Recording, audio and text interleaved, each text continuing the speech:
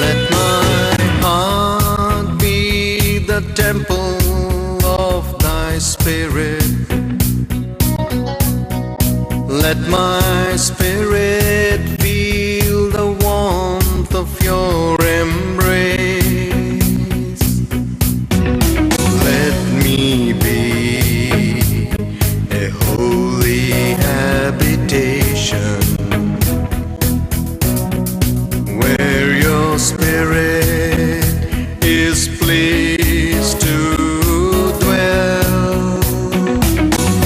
Oh Lord, I long to know your glory. We have been studying for the past 2 weeks on how to defeat the schemes of Satan. हम पिछले कुछ हफ्तों से शैतान की युक्तियों से कैसे बचे इसके बारे में चर्चा कर रहे हैं। Last week we saw 2 things.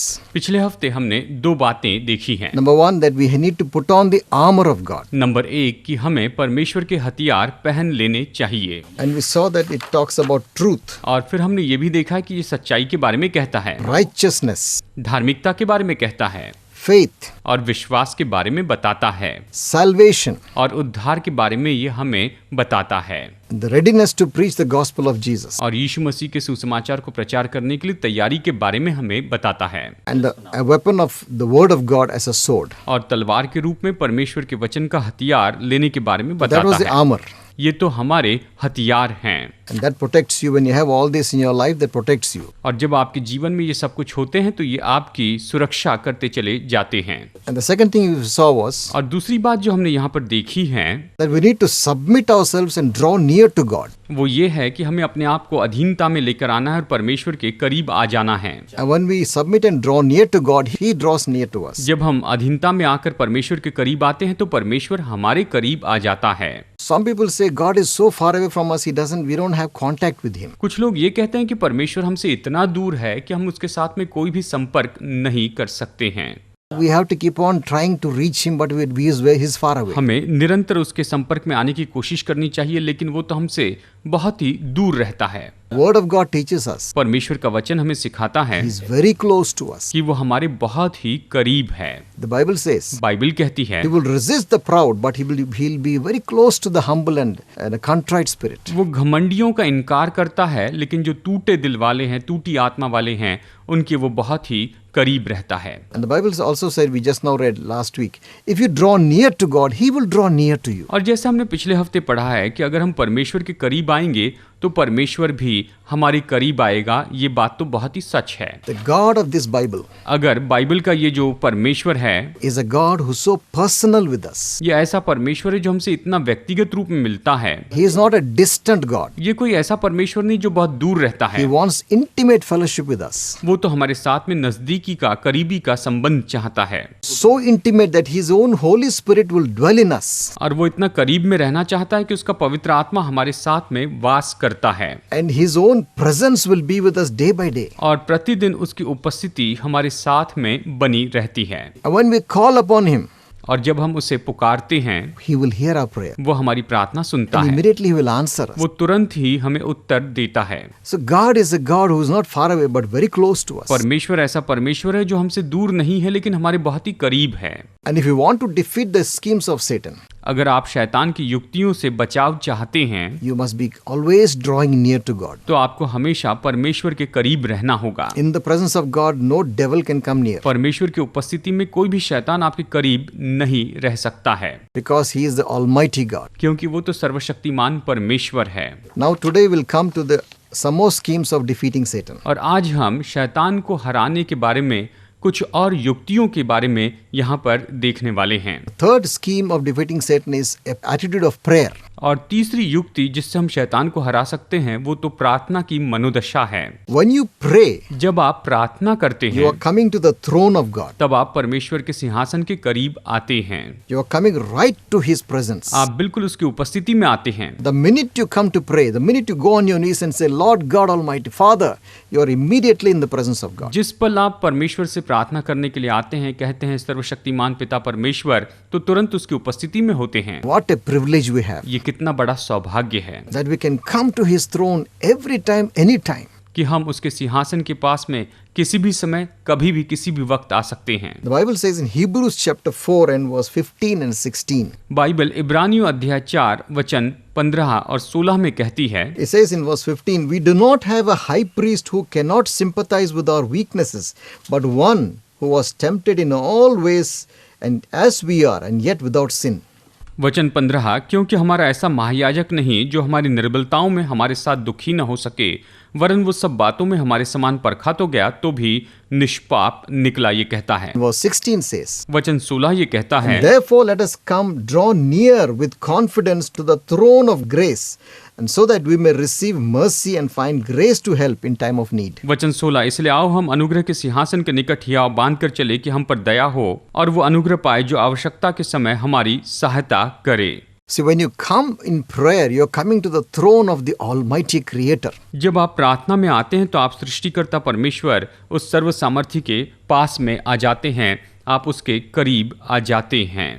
The one who created the entire universe. ये तो वो है जिसने पूरी सृष्टि को बनाया है, The one who created you and me. और उसने आपको और मुझे बनाया है। The one who is owner of everything. वो तो सारी बातों का मालिक है, इस तरह से हम देख सकते हैं। In prayer, when you come to pray, you are coming to His throne. प्रार्थना में जब आप उसके पास में आते हैं तो आप उसके सिंहासन के निकट आते हैं। And He knows everything about you. वो आपके बारे में सब कुछ जानता है। He knows what you're facing. वो जानता है कि आप किसका सामना कर रहे हैं। He knows all that the devil is trying to deceive you and destroy you. He knows everything. वो सब कुछ जानता है कि शैतान ने किस तरह से आपको नाश करने की कोशिश की है। We just now read that Jesus Himself endured temptation like how we are tempted, but He never sinned. अभी हमने पढ़ा है कि यीशु ने हमारे जैसे परीक्षा का सामना किया, लेकिन उसने कभी कोई पाप नहीं किया, इसके बारे में हमने पढ़ा है। So He understands when we go through the trouble and when we face opposition from Satan, He understands. जब हम शैतान की ओर से परीक्षा का सामना करते हैं, मुश्किलों का सामना करते हैं, तो वो इन सारी बातों को अच्छे से समझता है। He has become our high priest. वो हमारा महायाजक हो गया है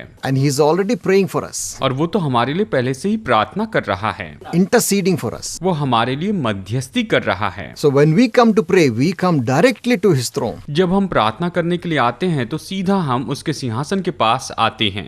And when we pray to Almighty God, we are not depending on ourselves, but we are depending on Him. जब हम सर्वशक्तिमान परमेश्वर से प्रार्थना करते हैं तो हम अपने ऊपर आधारित नहीं रहते हैं, हम तो उसके ऊपर में आधारित रहते हैं। As often as we can in the day, come and keep praying and keep talking to God. जितना ज्यादा हो सके उतना ज्यादा हम उसके पास में आए, परमेश्वर से प्रार्थना करें, परमेश्वर से बातें करते चले जाएं। You will always find grace for help in your need. तो आपकी जरूरत के समय आप हमेशा अनुग्रह को प्राप्त करेंगे। God is always ready to help us and bless us. परमेश्वर हमेशा तैयार है कि वो हमें आशीष दे, मदद करे। But we need to come in prayer to His throne. हमें प्रार्थना करने के लिए उसके सिंहासन के करीब आना होगा। If you don't pray, you don't spend any time in prayer, then you're not coming to His throne. You're not receiving the help. अगर हम प्रार्थना नहीं कर रहे हैं, उसकी मदद नहीं मांग रहे हैं, तो हमें उसकी ओर से कोई भी मदद प्राप्त नहीं होने वाली है। His help is there, ready for you. उसकी मदद तो बिल्कुल तैयार है, His grace is always there. उसका अनुग्रह तो हमेशा वहां पर है। But in prayer, you must come to His throne and receive that grace. लेकिन प्रार्थना में हमें उसके सिंहासन के पास में आकर उससे वो अनुग्रह प्राप्त करना होगा। When you pray, use the name of Jesus. जब आप प्रार्थना करते हैं तो यीशु के नाम का उपयोग कीजिए। Jesus said, all authority is given unto me. यीशु ने कहा, सारा अधिकार मुझे दिया गया है, Go therefore in my name. और इसीलिए तुम मेरे नाम से जाओ। When you stand in the name of Jesus, जब आप यीशु के नाम में खड़े होते हैं, when you pray in the name of Jesus, जब आप यीशु के नाम में प्रार्थना करते first हैं, of all, your prayer goes directly to the throne of तो God. सबसे पहले आपकी प्रार्थनाएं जो है वो तो सीधा परमेश्वर के सिंहासन के पास जाती The हैं। second thing is दूसरी बात ये है that name of Jesus has power to drive every demon कि away. यीशु के नाम में इतनी सामर्थ होती है कि वो हर एक दुष्टात्माओं को निकाल दे, हर एक दुष्टात्मा को दूर कर दे। Satan knows the power in the name of Jesus. यीशु मसीह के नाम में कितनी सामर्थ है, शैतान जानता है। And when we pray and use the name of Jesus, Satan just runs away. जब आप प्रार्थना करते हैं और यीशु के नाम का उपयोग करते हैं तो शैतान दूर भाग जाता है। Another type of prayer is praying in agreement with another believer. एक और प्रार्थना है जिसे हम कहते हैं कि दूसरे विश्वासी के साथ में सहमति की प्रार्थना करना। The Bible says, बाइबल कहती है, one can drive 1,000, but two can drive 10,000. एक 1,000 को भगा सकता है, लेकिन दो तो 10,000 को भगा सकते हैं। When two people agree in prayer, जब दो लोग प्रार्थना में सहमत होते हैं, the power is multiplied. जो सामर्थ्य है वो बहुगुणित हो जाती है। It is not just added, it's multiplied. ये केवल जोड़ी नहीं जाती है, लेकिन ये सामर्थ तो बहुगुणित हो जाती है। One will drive 1,000, two will drive 10,000. एक 1,000 को भगाता है, लेकिन दो जो है वो तो 10,000 को भगाते हैं। So you need to find someone to pray with. In another person who is also a child of God, pray with that person. तो आपको परमेश्वर की दूसरी संतान, दूसरे विश्वासी के साथ में मिलकर प्रार्थना करनी चाहिए। If Satan is troubling you and your family, अगर शैतान आपको और आपके परिवार को परेशान कर रहा है, find another person. If you're a brother, find another brother. If you're a sister, find another sister. तो आप एक और व्यक्ति को ढूंढ लीजिए। अगर आप भाई हैं तो दूसरे भाई को ढूंढ लीजिए। अगर आप बहन हैं तो दूसरे बहन को आप ढूंढ लीजिए। दूसरे विश्वासी के साथ में प्रार्थना Pray कीजिए। together. एक साथ मिलकर प्रार्थना Come कीजिए। against Satan together. शैतान के विरुद्ध में एक साथ मिलकर आप आ जाइए। Agree together. एक दूसरे के साथ में सहमत हो जाइए। Bind Satan together. एक साथ मिलकर आप शैतान को बांधिए It will happen. और ऐसे ही So the होगा। Bible promises us. बाइबल हमसे प्रतिज्ञा करती है। In Matthew chapter 18 verse 18 to 19, मत्ती अध्याय 18 वचन 18 और 19 हमें इस तरह से बताता है।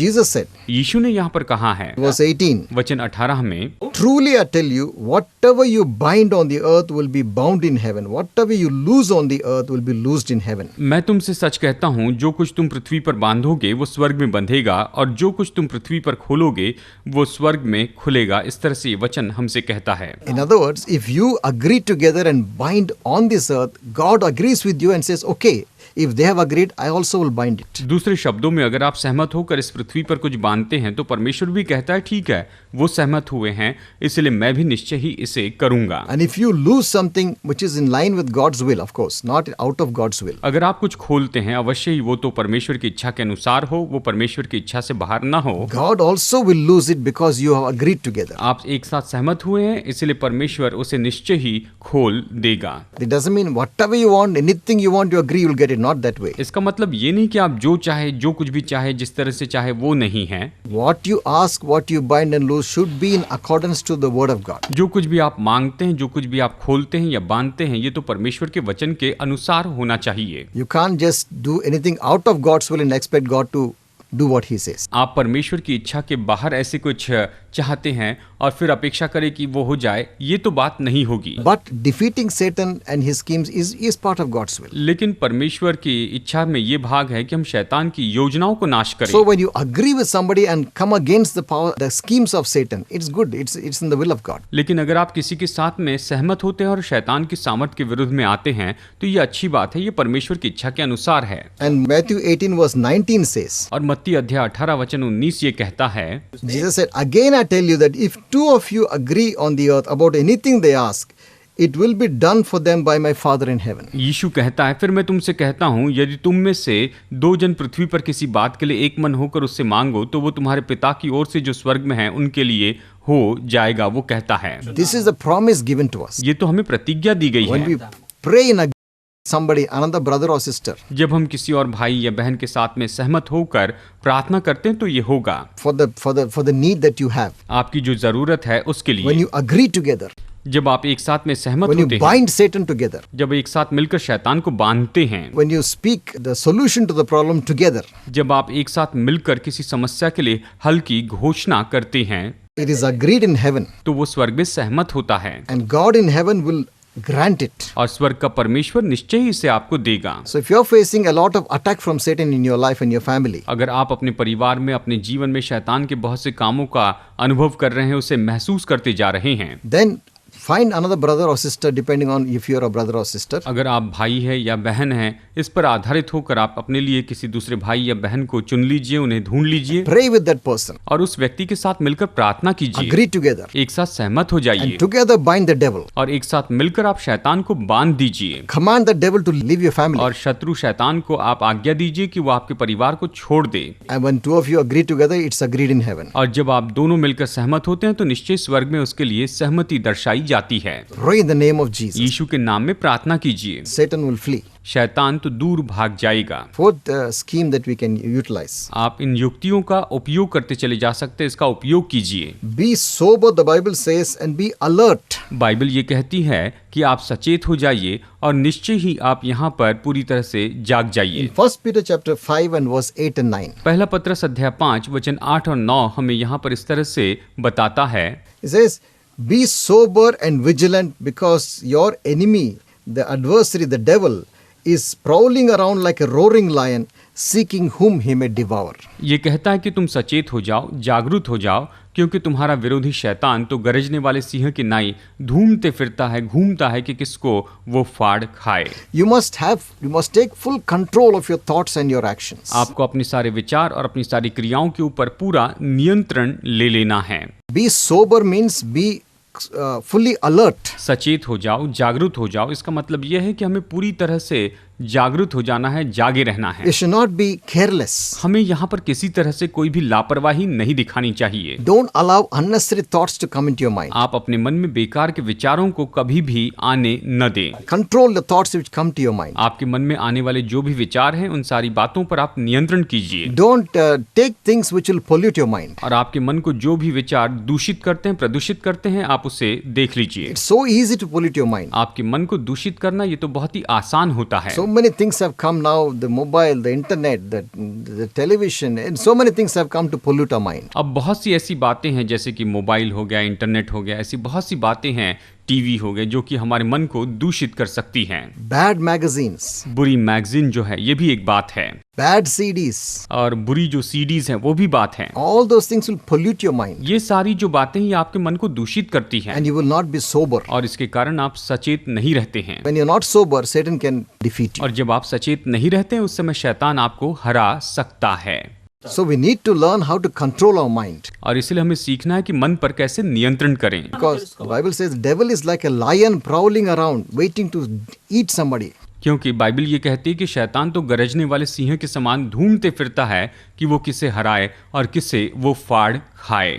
He is not the real lion, he is like a roaring lion. वो तो असली सिंह नहीं है, लेकिन वो तो गरजने वाले सिंह के नाई है। And he will try to frighten you and scare you and those who are not careful, those who are not sober, he will catch them. वो तो बस आपको डराने की कोशिश करेगा, और यहाँ पर जो व्यक्ति सचेत नहीं है, जो व्यक्ति जागरूक नहीं है, उसे वो हराने की कोशिश करेगा। ऐसे व्यक्ति को वो फाड़ खाएगा। And if you don't control your thoughts, अगर आप अपने विचारों पर नियंत्रण नहीं करते हैं, if you allow evil things to enter your mind, अगर आप बुरी बातों को अपने मन में आने देते हैं, your defense becomes weak. तो आपकी जो सुरक्षा है वो कमजोर होती है। Doors are opened in your life, आपके जीवन में द्वार खुल जाते हैं, and Satan is able to come inside, और शैतान आपके जीवन के भीतर आ सकता है, and he will be able to defeat you. और वो आपको हरा सकता है। But if you are sober, लेकिन अगर आप सचेत हैं, जागरूक हैं, if you keep your mind clean, अगर आप अपने मन को पूरी तरह से शुद्ध रखते हैं, you don't allow all the evil thing to enter your mind, और अगर आप इन सारी बुरी बातों को अपने मन में आने नहीं देते हैं, ऐसे अगर व्यक्ति हैं, if you are in self-control, अगर आप खुद पर पूरी तरह से नियंत्रण रखने वाले व्यक्ति हैं, then Satan cannot defeat you. तो फिर शैतान आपको हरा नहीं सकता है। When you fill your mind with the word of God, not with all the nonsense, जब आप परमेश्वर के वचन से अपने मन को भरते हैं, बाकी सारी बेकार की बातों से नहीं भरते हैं, then your mind is always clean and pure. तो फिर आपका मन जो है वो तो हमेशा शुद्ध होता है, वो हमेशा साफ होता है। And the word of God will be like light in your life. परमेश्वर का वचन उस समय आपके जीवन में ज्योति के जैसे होता है, It will purify you, वो आपको पूरी तरह से शुद्ध करता है, and Satan will not be able to get through. और शैतान किसी भी तरीके से आपके पास में नहीं आ सकता है, ये हम जानते हैं। We learned two things today. हमने आज दो बातों को सीखा है। Prayer. प्रार्थना, ये एक बात है। Whenever you pray, you come to the throne of God. जब भी आप प्रार्थना करते हैं तो आप परमेश्वर के सिंहासन के पास आते And when you हैं। pray to with somebody else, you are able to agree and bind Satan. You can able to block Satan. जब भी आप प्रार्थना करते हैं, सहमत होते हैं, तो आप शैतान को रोक सकते हैं, आप उसके कामों को रोक सकते हैं। And when you agree together with another person, another believer, God also will answer your prayer. God will agree with you. जब आप दूसरे विश्वासी के साथ में सहमत होते हैं, उसके साथ में आप सहमति दिखाते हैं, तो परमेश्वर भी आपके साथ में सहमत होता है। And the second thing we saw was keep your mind alert and clean. और दूसरी बात जो हमने यहाँ पर देखी वो ये है कि हम अपने मन को बिल्कुल साफ रखें, सचेत रखें, जागरूक रखते जाएं। Don't just take it for granted that because you can't see the enemy, don't take it that he is not there. आप इस तरह से न सोचें कि आप शैतान को, शत्रु को देख नहीं सकते, इसलिए वो नहीं है। He's always moving around like a lion waiting for someone to catch. वो तो हमेशा सिंह के जैसे सचेत होता है, जागरूक रहता है कि हमेशा किसी को पकड़ ले। When the lions are hunting, जब सिंह शिकार के लिए निकल पड़ता है, they will look for one of the animals which is separate from the others. वो तो ऐसे जानवर को ढूंढता है जो कि दूसरे पूरे झुंड से अलग होता है। And anyone which is weak and not able to follow the others, they will catch that weak one. और ऐसा कोई जो कमजोर है, जो दूसरों के पीछे नहीं चल सकता है, उसे वो पकड़ते हैं। So we must learn how to keep ourselves, our mind clean and pure. और इसीलिए हमें सीखना होगा कि हमेशा कैसे अपने मन को हम सचेत रखते जाएं। And Satan will not be able to defeat you. और शैतान हमें किसी तरह से नहीं हरा पाएगा। There are so many temptations nowadays. इन दिनों में ऐसी बहुत सी परीक्षाएं हैं, But we must take a decision लेकिन हमें निर्णय लेना होगा that I will not allow these things to pollute my कि mind. मैं इन सारी बातों को अपने मन पर नियंत्रण करने नहीं दूंगा, इसे अपने आप को दूषित नहीं करने दूंगा।